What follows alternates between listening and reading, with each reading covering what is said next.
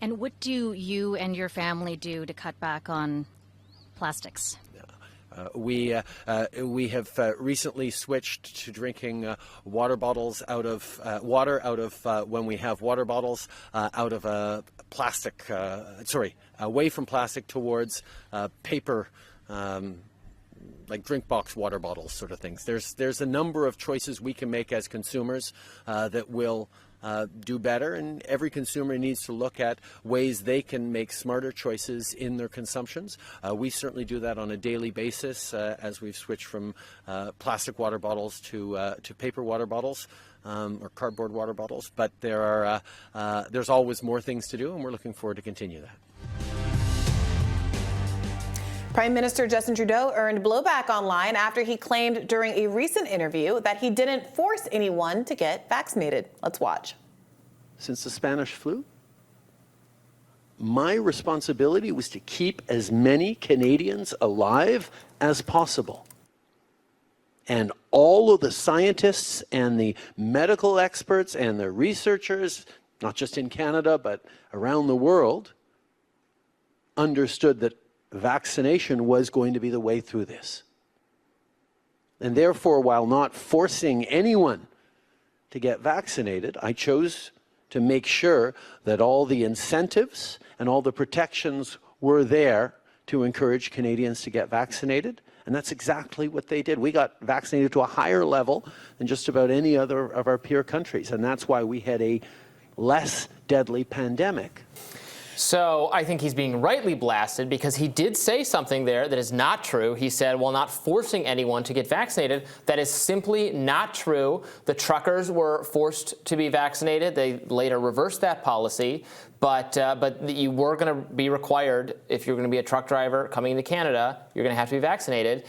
So that's like that claim is false, which gets so frustrating about people like in Trudeau's position who are railing, and earlier in that clip, he's railing against misinformation and disinformation and how harmful it is and how dangerous speech is because people are just saying things that are wildly untrue. Wouldn't it be better if you had czars of truth to guard against anybody saying anything that was wrong? But the people that would appoint themselves to be the czars ritualistically say things that are not true about the pandemic and every other subject because we are fallible and we are all prone to error, and that's why you're supposed to generally support a climate of free speech and letting people speak because there's no way to just put the person who's right about everything in charge of deciding what you're allowed to say.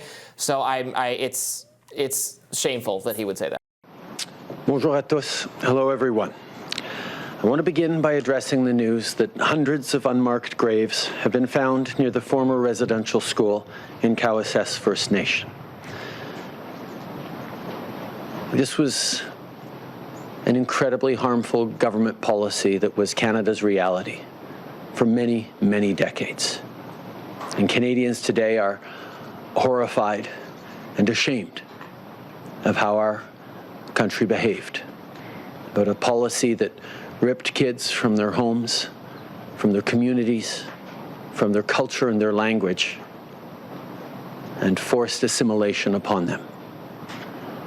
This is a piece of our past, of decades past, that resonates and echoes and is and continues to be a lived reality of consequences for many, many Canadians today. So specifically to the members of the Cowessess community and Treaty 4 communities, we are sorry. It was something that we cannot undo in the past, but we can pledge ourselves every day to fix in the present and into the future. And that means recognizing the harms, the impacts, the intergenerational trauma, the cycles of challenges that far too many Indigenous peoples face in this country because of actions that the federal government and other partners deliberately and willingly undertook. Following the discovery at the former Kamloops residential school earlier this month, we've made $27 million available immediately to Indigenous communities to find and honor children who died at these institutions. For communities in Saskatchewan in particular, like Cow-SS, we've reached an agreement with the Federation of Sovereign Indigenous Nations to provide almost $4.9 million to search for burial sites. And for people across the country, we're providing whatever mental health support survivors, families, and communities need for healing. As of April 2026, no bodies exhumed or mass discoveries of bodies occurred from the high-profile ground-penetrating radar, GPR, that began in 2021. There's anomalies that may indicate graves, but it cannot confirm human remains. Most communities have chosen not to excavate due to cultural, spiritual reasons.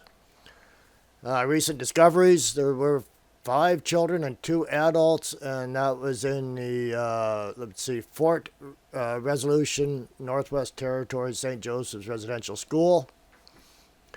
And 215 anomalies in Kamloops.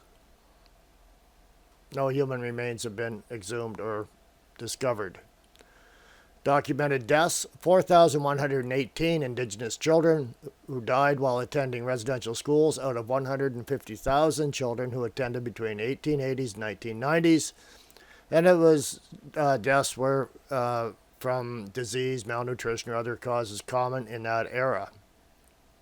So far, $2.8 billion has been transferred from the Government of Canada into Indigenous-led trust in 2023. 325 participating First Nation bands for $200,000 grant, $325 million to kickstart the funds.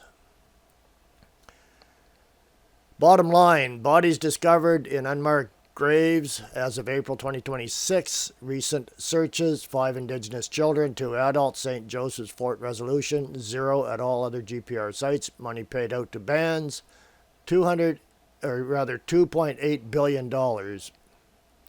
These figures come from the First Nations-led reports, court-approved settlements, and cross-checked media government sources. The topic remains sensitive and evolving. Official updates are best tracked to the National Center for Truth and Reconciliation or individual First Nations announcements. And the New Democrats have reached an agreement in principle to keep Justin Trudeau's minority government in power until 2025. Under the deal, the Liberals have agreed to the NDP's demands for, among other things, dental coverage for low-income Canadians, legislation to implement universal pharmacare by the end of 2023, and measures for affordable housing. In exchange, Jagmeet Singh's troops pledged to support the next 4 budgets, including the one expected in the coming weeks, and to support the government in other confidence votes. And opening comment, and then I'm looking forward to your questions. The NDP is a party of the working class. I'm sick and tired, though, of billionaires and CEOs that continue to get tax breaks off the back of workers. So we fought for a tax break for the working class, and we're delivering. I've heard again and again from families how they are feeling so squeezed with the cost of living crisis. Families that have had to cut back on monthly costs, like taking their kids to swimming lessons or other extracurriculars. They go into the grocery store and they can't actually buy all the items that they need for their family, for special gatherings. All the while, they see CEOs get richer and richer.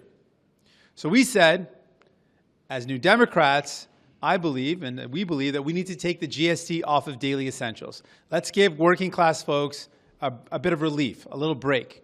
And so we wanted to see the GST removed from things like your cell phone bill, your internet bill, your home heating bill, from your daily necessities, like going to a grab-and-go grocery store, grab-and-go items at the grocery store, or your essentials when it comes to kids, clothing, diapers.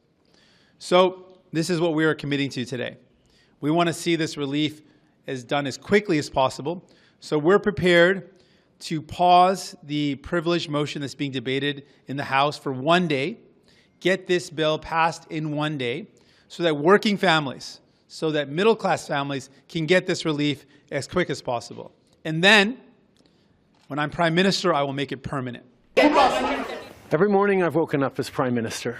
I've been inspired by the resilience, the generosity, and the determination of Canadians. It is the driving force of every single day I have the privilege of serving in this office. That is why, since 2015, I've fought for this country, for you, to strengthen and grow the middle class. Why we rallied to support each other through the pandemic, to advance reconciliation, to defend free trade on this continent, to stand strong with Ukraine and our democracy, and to fight climate change and get our economy ready for the future. We are at a critical moment in the world. As you all know, I'm a fighter. Every bone in my body has always told me to fight because I care deeply about Canadians, I care deeply about this country, and I will always be motivated by what is in the best interest of Canadians. And the fact is, despite best efforts to work through it, Parliament has been paralyzed for months after what has been the longest session of a minority parliament in Canadian history. That's why this morning I advised the Governor-General that we need a new session of Parliament. She has granted this request, and the House will now be prorogued until March 24th. Over the holidays, I've also had a chance to reflect and have had long talks with my family about our future. Throughout the course of my career, any success I have personally achieved has been because of their support and with their encouragement. So last night over dinner, I told my kids about the decision that I'm sharing with you today. I intend to resign as party leader, as Prime Minister, after the party selects its next leader through a robust, nationwide, competitive process.